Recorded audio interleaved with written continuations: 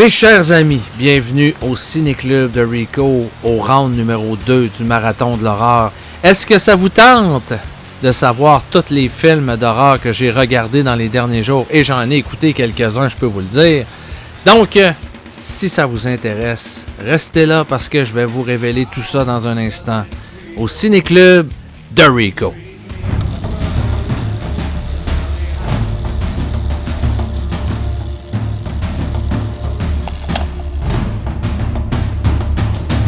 Alors oui, mes amis, c'est le mois d'octobre. Il y a des feuilles mortes un peu partout. En tout cas, au Québec, c'est vraiment un paysage d'Halloween qu'on a présentement. Il fait noir de bonne heure. Non seulement il y a des feuilles mortes par terre, mais on voit apparaître les décorations d'Halloween un peu partout. Les gens ont décoré leur maison. On voit les citrouilles qui apparaissent un peu partout. Des décors d'Halloween avec des monstres de films d'horreur. Frankenstein, Dracula. Ça nous rappelle que les jeunes se préparent tranquillement, pas vite, pour la collecte des bonbons qui va avoir lieu à la fin du mois. Ça nous rappelle aussi nos bonnes vieilles années où on faisait au mois d'octobre le plein de films d'horreur. Et c'est rendu une espèce de tradition qui est revenue depuis quelques années parce qu'il y a beaucoup de YouTubers, dont moi, qui ont fait un genre de festival de films d'horreur. On en écoute le plus possible dans un mois. V'là quelques années, je me répète, mais j'ai réussi à écouter 100 films d'horreur dans un mois. C'est quand même exceptionnel. Écouter 100 films d'horreur dans un mois. Vous essayerez ça peut-être au moins une fois dans votre vie. Il faut vraiment être organisé. Il ne faut pas avoir trop d'activités dans notre mois pour réussir à accomplir ce fait d'armes assez incroyable. Ceci étant dit, j'ai plus aujourd'hui la même disponibilité pour faire ce genre de choses-là. J'ai beaucoup d'obligations, donc, mais je le fais quand même à mon rythme. J'en écoute moins, mais j'en écoute au moins un par soir. Et vous allez voir, j'en ai écouté peut-être un petit peu plus dans la deuxième portion que dans la première, où j'en ai écouté seulement un par soir. Là, j'ai dépassé un peu cette marque-là, mais vous allez voir, pas de beaucoup.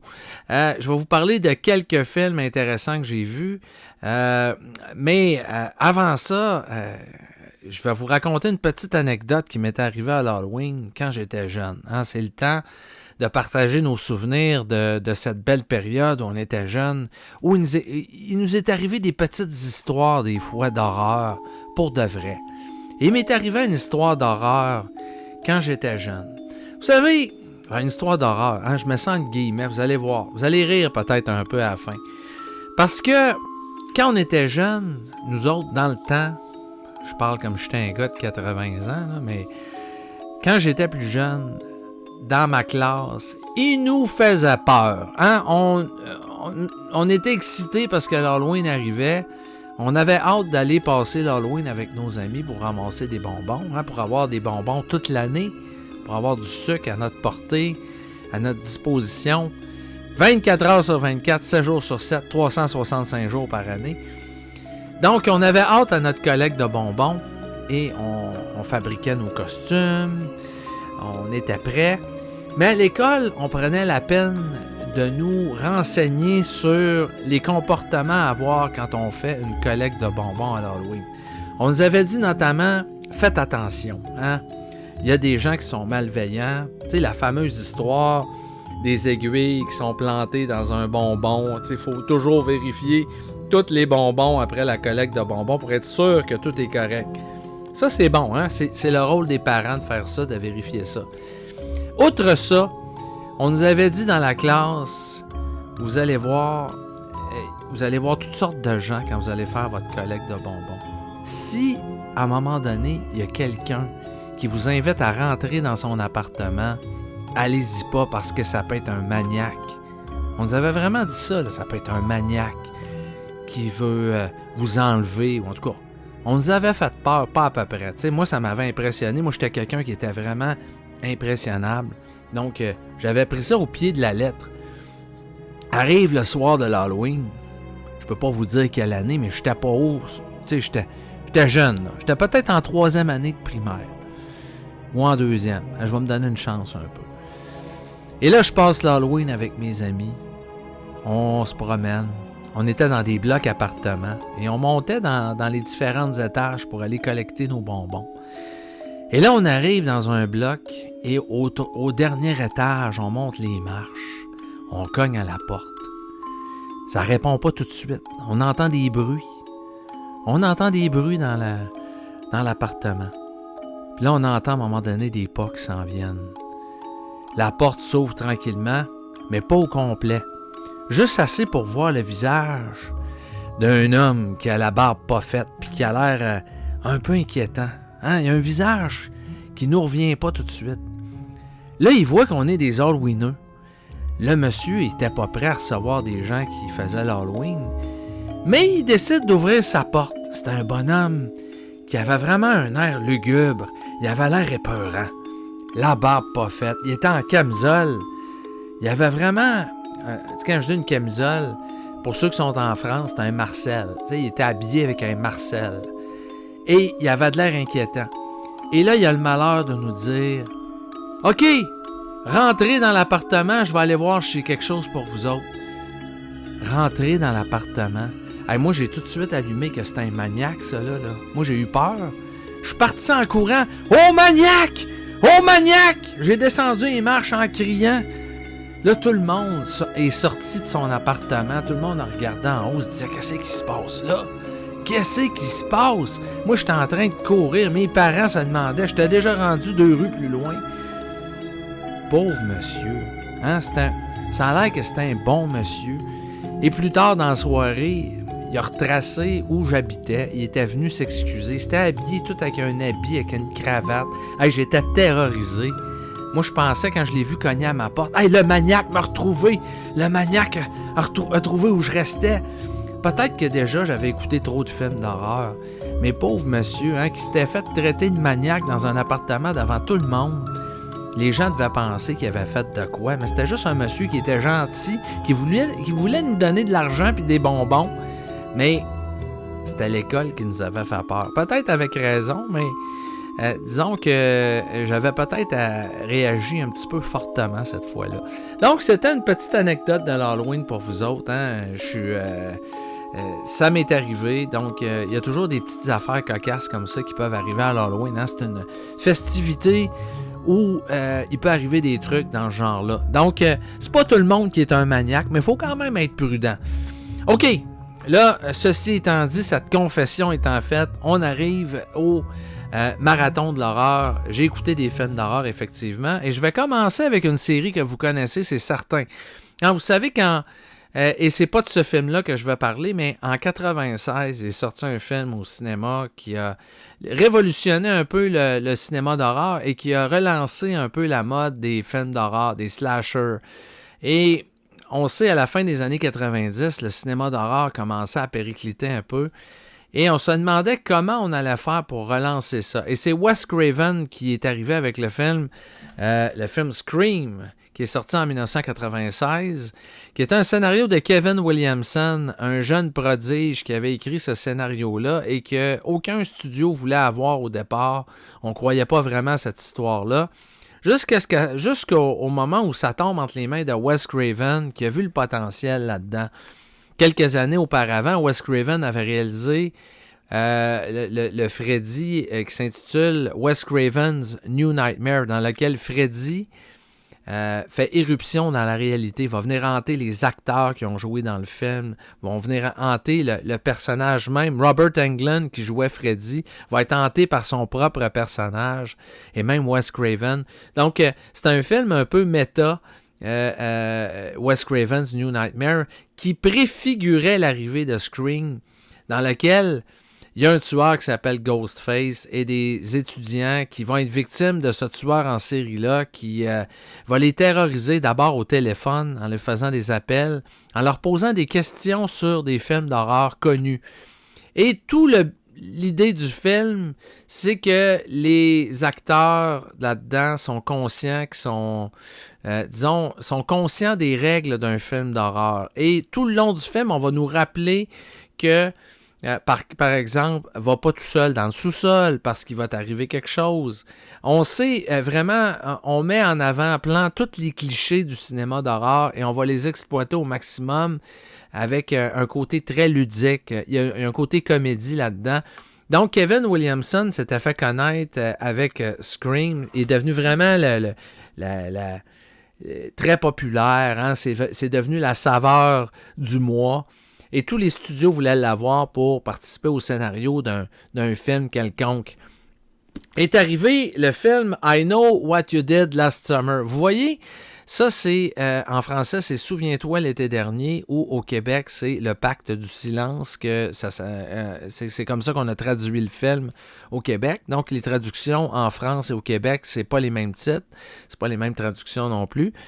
Donc vous voyez ici, c'est un coffret que j'avais fait venir de l'éditeur, je crois c'est 88 Films ou quelque chose comme ça. Un éditeur, 88 Films, vous voyez sur le côté les jaquettes. Et ça comprend les 3 films que j'ai regardés à nouveau parce que j'ai écouté également le remake qui est sorti cette année. Il est sorti un remake cette année avec Jennifer Love Hewitt qui revient. Donc, je vais vous parler des 4 films. Hein. J'ai commencé, je vais commencer avec ça. Donc ici, on a le premier, I Know What You Did Last Summer. La raison pourquoi je vous ai parlé de Kevin Williamson, c'est que disons que le film, c'est une adaptation d'un roman. Je ne me rappelle pas le titre du roman.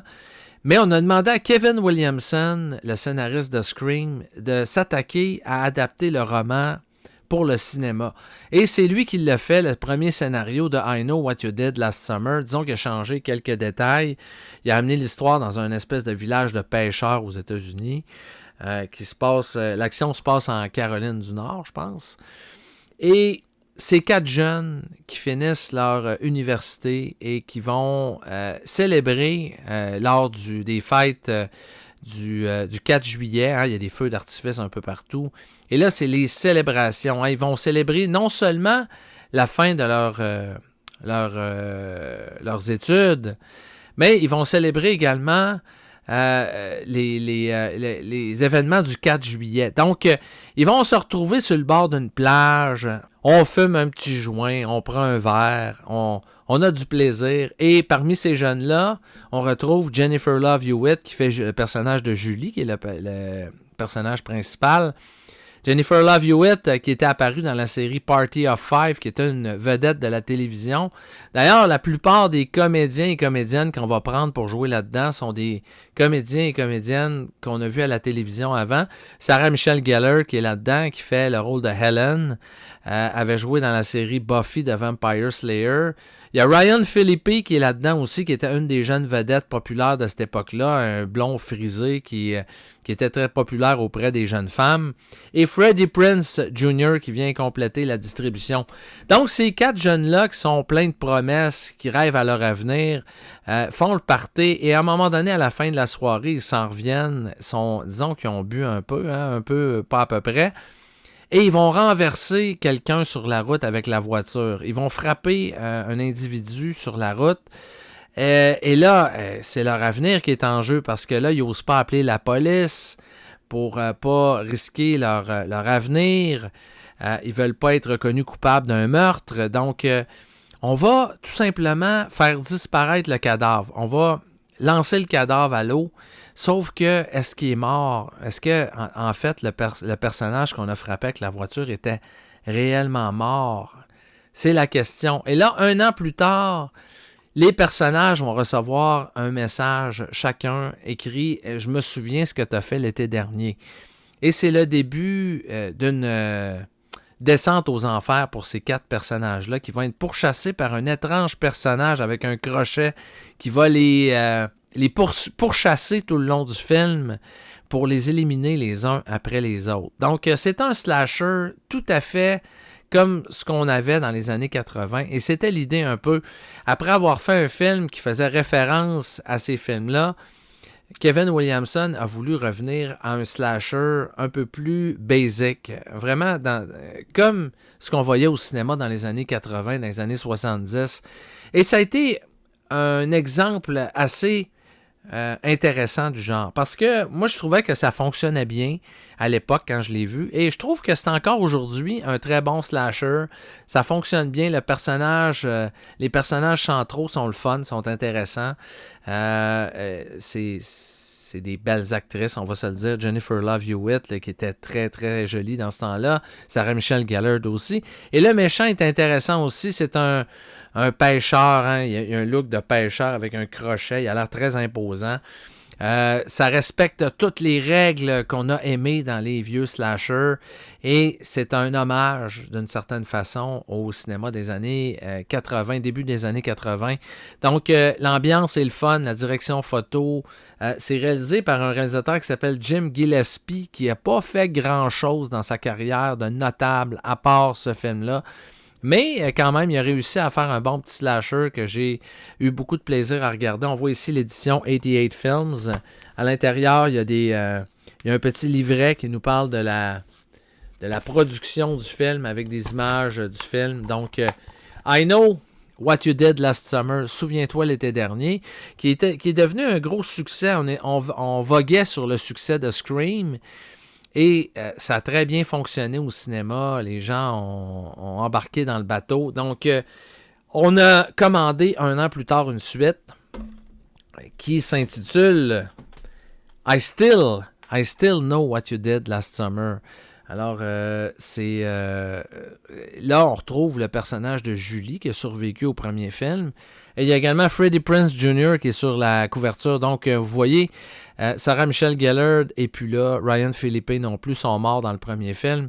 Alors, on prend les survivants du premier film et on en fait un deuxième dans lequel le personnage de Julie gagne un voyage aux Bahamas au début du film. Et en fait, le voyage aux Bahamas, c'est un piège parce que c'est un piège qui va l'amener dans les filets du tueur qui veut prendre sa revanche. On pense qu'on l'a tué dans le premier film. Et non! Il est de retour et il veut se venger.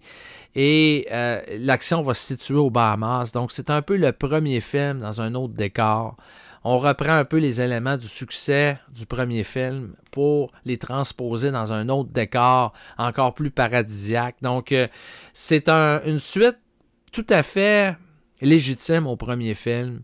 C'est le fun. C'est pas aussi bon que le premier, mais disons qu'on n'est pas loin du premier film. C'est deux films auxquels je donnerais un bon 3 étoiles sur 5 pour les deux. Là. Peut-être un 3.5 le premier, 3 étoiles le deuxième. Et je peux pas être aussi clément pour le troisième film, I'll Always Know What You Did Last Summer. Il est sorti en disque sans sortir au cinéma. Et on peut comprendre pourquoi l'histoire est pas terrible. Ça implique aucun des personnages des premiers épisodes. C'est tous des nouveaux personnages. Et là, ça se passe dans une petite ville aux États-Unis où il y a des jeunes qui sont dans une fête foraine au début du film, où ils vont faire un genre de prank. Ils vont faire à croire que le personnage qui était dans les deux premiers, I Know What You Did Last Summer, est de retour et vient hanter les jeunes durant la fête du 4 juillet. Et il y en a un qui va se déguiser comme le tueur en question et ça va créer une espèce de panique totale. Les gens se mettent à courir, on fait croire qu'il y a eu un meurtre. Et dans cette panique-là, il y a un des jeunes qui va se tuer, qui va essayer de se sauver et qui va se tuer.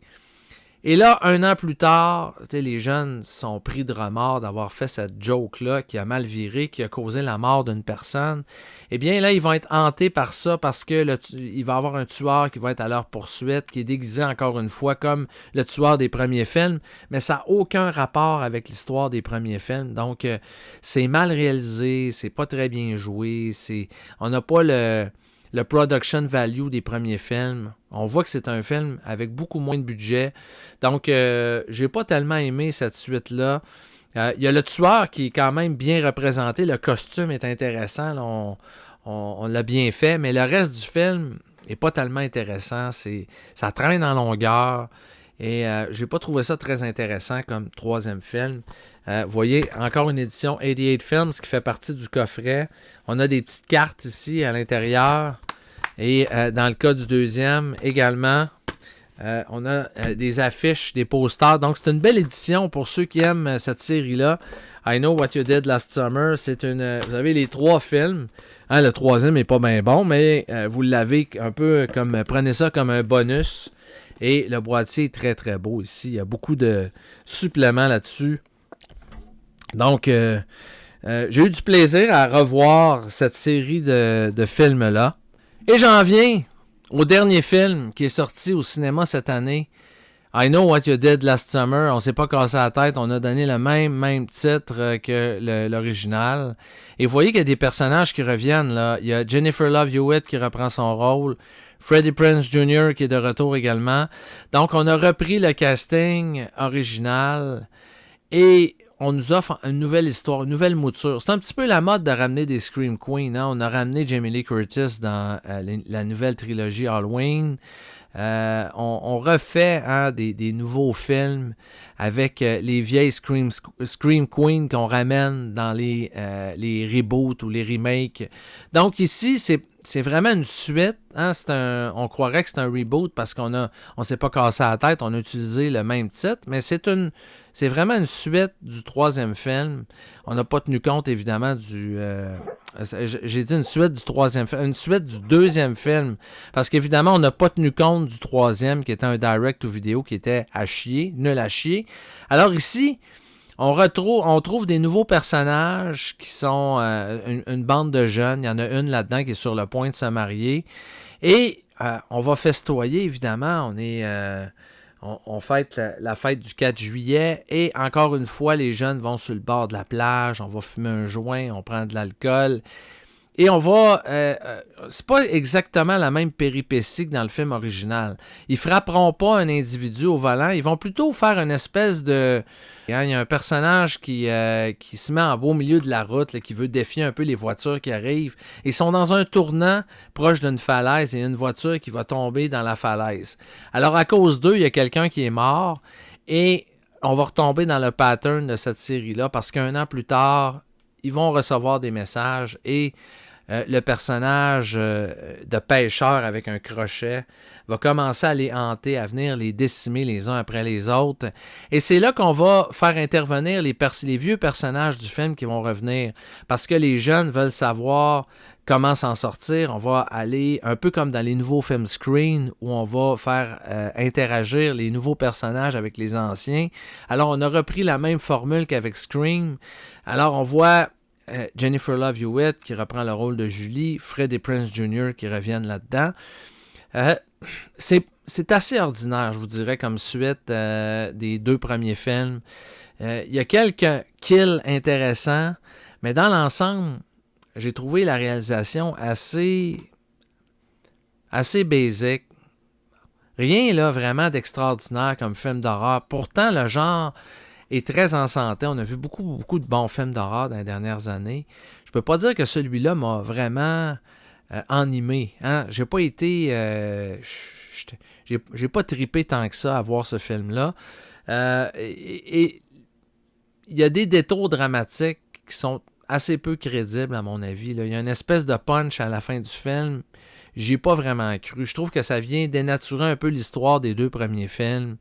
Il y a un personnage qui fait quelque chose là, que je me suis dit non, ça se peut pas. Là. On a vraiment exagéré un peu dans l'effet dramatique qu'on a voulu créer à la fin du film.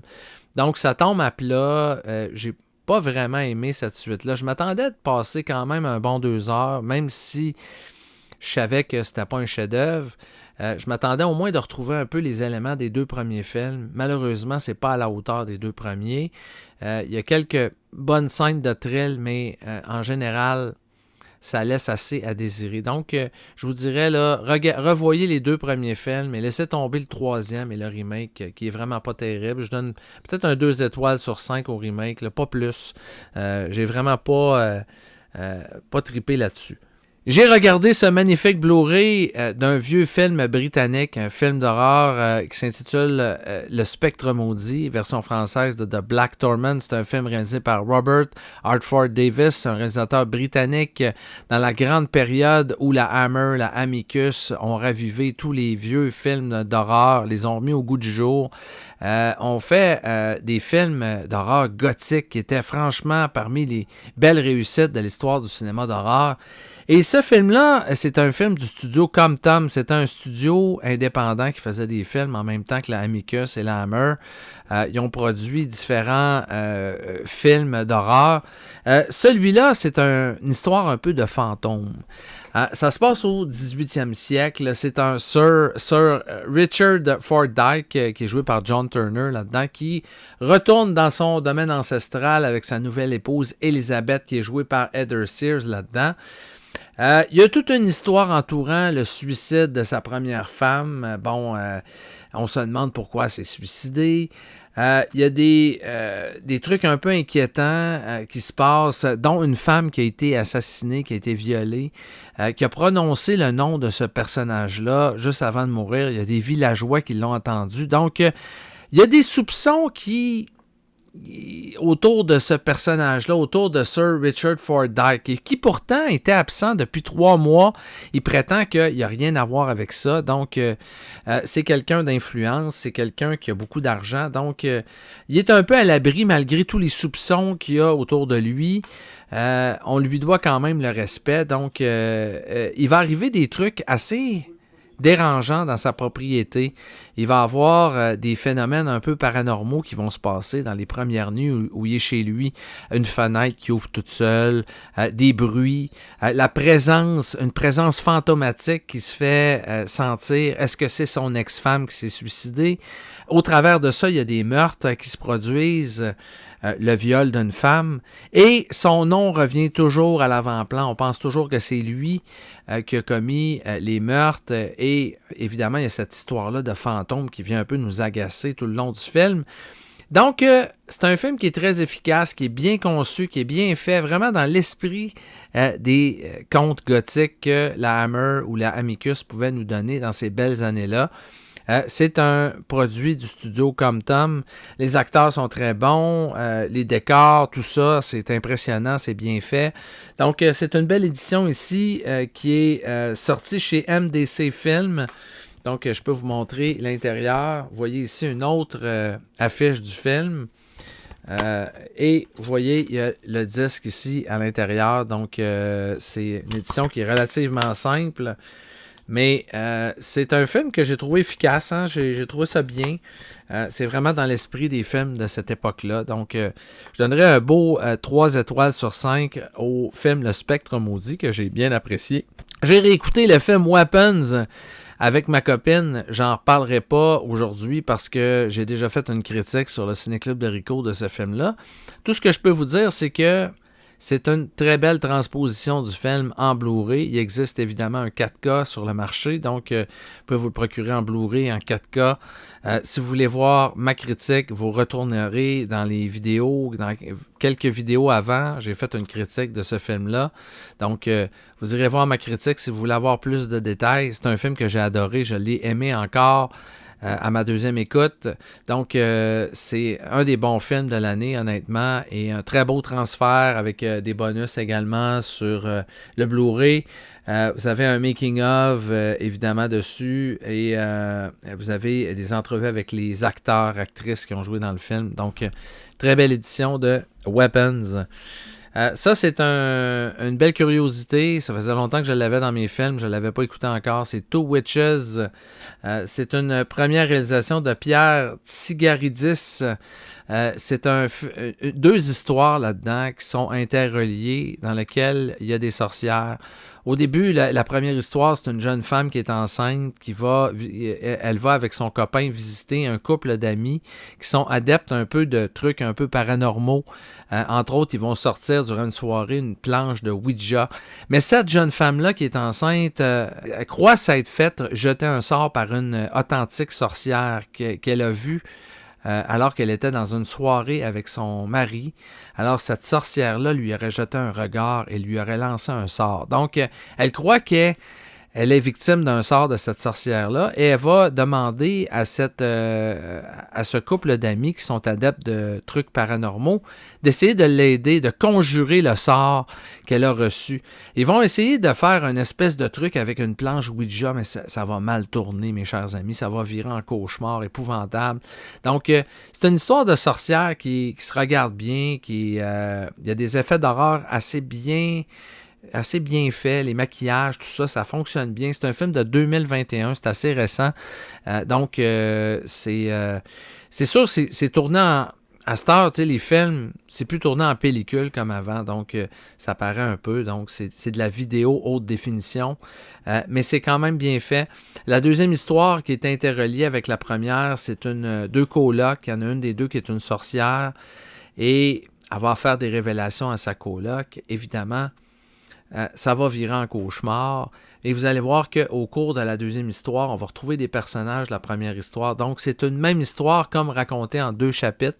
J'ai trouvé ça efficace. Le réalisateur est très bien. Il est bon pour faire des effets d'horreur.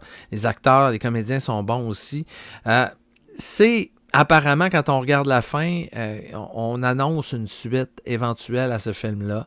Je serais curieux de voir la suite. Donc, je ne sais pas si ça va avoir lieu. Donc, tout Witches qui est sorti chez Arrow Video. Vous voyez l'autre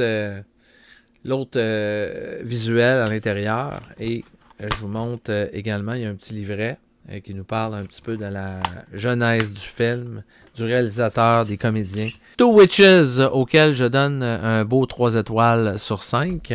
J'ai regardé Willard, un classique qui date de 1971, un film réalisé par Daniel Mann avec Bruce Davison, Sandra Locke, Ernest Borgnine qui joue là-dedans. Alors Willard, c'est un jeune garçon qui, disons, il fait penser peut-être un peu à Norman Bates. Il vit avec sa mère, sauf que là, sa mère n'est pas décédée encore au début du film. Une mère contrôlante qui veut tout contrôler dans la vie de son fils. Lui, c'est vraiment l'archétype du gars qui a pas de colonne vertébrale, hein, qui se laisse marcher sur les pieds. Il y a un patron qui est joué par Ernest Borgnine qui a volé la compagnie de son père plusieurs années auparavant. Il travaille pour lui et ce bonhomme-là l'exploite, est toujours en train de chialer après lui, est toujours en train de lui faire des reproches. Il engage une secrétaire pour essayer de l'aider à mettre de l'ordre dans ses dossiers. Bref, la vie de ce gars-là va pas tellement bien. Et sa mère, à un moment donné, un jour, lui demande d'aller tuer les rats qui sont en train d'envahir la cour. Et plutôt que de tuer les rats, il va développer une espèce de relation avec les rats. Il va même devenir ami avec les rats. Il y a un rat qui s'appelle Socrate. Il va l'appeler Socrate, un genre de rat blanc qui est super intelligent, qui l'accompagne partout dans ses déplacements. Il l'amène même au bureau. Et il y a un autre rat parmi tous les rats qui vont devenir un peu comme ses amis, qui s'appelle Ben, qui est un rat un peu rebelle, qui l'écoute pas tout le temps, hein, qui fait toujours un peu à sa tête. Et le pauvre Willard va dresser les rats pour l'écouter. Hein? Il va littéralement créer une armée de rats qui vont être à son service et il va les utiliser pour se venger des gens qui lui ont fait du tort, dont son patron qui est joué par Ernest Borgnine. Et sa mère va décéder et il y a des gens dans son entourage qui sont pas très gentils avec lui. Donc, il va leur régler leur cas avec les rats. Mais à un moment donné, toute cette chose-là va se retourner contre lui parce qu'à un moment donné, il va se rendre compte que les rats sont pas si faciles que ça à contrôler et les rats vont se retourner contre lui à un moment donné. Ça a l'air d'une histoire un peu farfelue. C'est un film d'horreur, mais ça fonctionne assez bien. Moi, les rats, là, c'est pas la bébête que j'aime le plus. Hein? C'est pas une affaire qui m'intéresse bien, les rats. On n'aime pas ça. Hein? C'est des affaires qui traînent dans les égouts. Donc, c'est une bébête qu'on ne veut pas avoir chez nous. Et là-dedans, vous allez en voir des rats. Là, il y en a à pu finir. Hein. Son sous-sol est bondé de rats. Il ne fallait pas qu'il ait peur, l'acteur Bruce Davison, là, pour jouer là-dedans. Parce qu'il y en a partout sur lui, tout le long du film. Ernest Borgnine aussi, à un moment donné, il se fait attaquer par les rats. Il y en a partout sur le corps. C'est un film que j'ai trouvé le fun. Honnêtement, c'est pas un grand film, mais c'est un film d'exploitation des années 70 que j'ai trouvé super intéressant. Un petit film d'horreur vraiment le fun, avec Bruce Davison qui est efficace dans le rôle de Willard. Et le film va avoir du succès parce que 1 an plus tard, on va voir apparaître sur les écrans Ben, qui est le personnage central. C'est un rat. C'est le rat qui était le chef de la meute de rats dans le premier film, qui va être le chef cette fois-ci d'une meute de rats meurtriers qui vont semer le chaos dans la ville. Et Ben, qui va se sauver de chez Willard, va développer une relation avec un jeune garçon qui va le prendre chez lui. Le jeune garçon, lui, c'est un petit gars qui se fait tabasser à l'école. C'est le petit gars qui est pas bien dans sa peau, qui est isolé.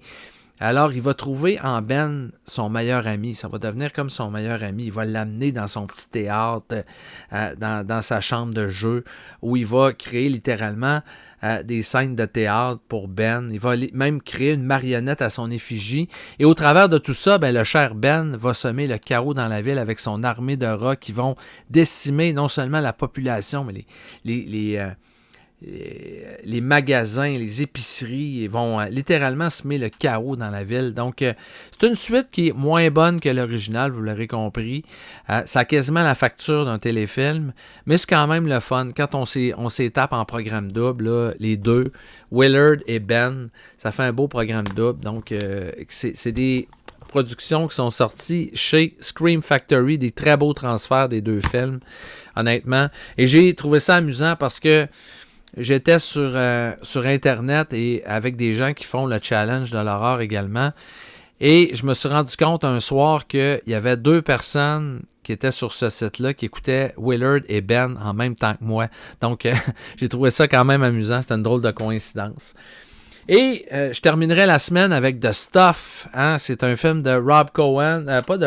Larry Cohen. Rob Cohen, c'est pas le même réalisateur. Là. Larry Cohen, réalisateur qui a fait beaucoup de films de genre dans les années 70 et 80. C'est un film que j'avais découvert au début des années 80. C'est sorti en l'année de parution de ce film-là. C'est sorti en 86, je pense. En tout cas. Je me rappelle pas exactement. Ça raconte l'histoire d'un dessert. Hein? Au début, on a des personnages qui sont dans la neige et ils vont découvrir un genre de blob sur le sol qui est de la même couleur que la neige. Il va y goûter. Hein? On va y goûter et ça goûte bon. On se dit, on pourrait faire un dessert avec ça. On va rapidement le breveter, l'empacter et le mettre en vente dans les magasins, dans les épiceries, sans même savoir exactement qu'est-ce qu'il y a là-dedans. Hein, c'est quoi cette formule-là qu'on a trouvée dans la nature qui en fait est une espèce d'entité extraterrestre qu'on avale et qui va prendre vie dans notre corps.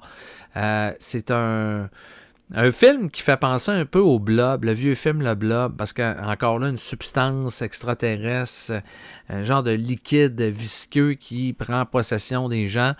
Il y a un jeune garçon qui va se rendre compte un peu de ça, hein, qui est témoin de certaines choses et qui va découvrir que finalement ce dessert que tout le monde s'arrache est en fait un piège, hein, que les gens qui ingèrent ça vont se transformer tranquillement, vont devenir la possession de cet extraterrestre-là qui va à l'intérieur de leur corps.